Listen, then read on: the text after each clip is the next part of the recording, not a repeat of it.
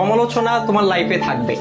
তুমি যতদিন বেঁচে থাকবা ততদিন তোমার লাইফে সমালোচনা থাকবে, অবহেলা থাকবে, অবজ্ঞা থাকবে, তুচ্ছ-তাচ্ছিল্য থাকবে। এটাই স্বাভাবিক, এটাই জীবন। তবে এই যে সমালোচনা, এই যে তুচ্ছ-তাচ্ছিল্যতা, এই যে অবজ্ঞা, এই যে অবহেলা, এই বিষয়গুলোকে খারাপ লাগার দিক হিসেবে নিলে হবে না। এগুলোকে তোমার অনুপ্রেরণা হিসেবে নিতে হবে।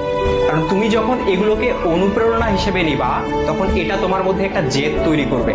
আর যেই জেদটা তোমাকে কঠোর পরিশ্রম করতে কি করবে ভাইয়া?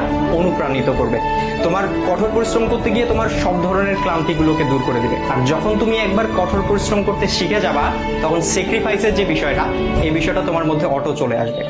সুতরাং এই যে, আর সবকিছুর সাথে যদি বলো যে এই যে সমালোচনা, এই সমালোচনার পাশাপাশি জেদ, কঠোর পরিশ্রম, স্যাক্রিফাইস, আর এগুলোর সাথে যখন মেধার সংমিশ্রণ ঘটবে, তখনই তোমার স্বপ্নগুলো পূরণ হবে।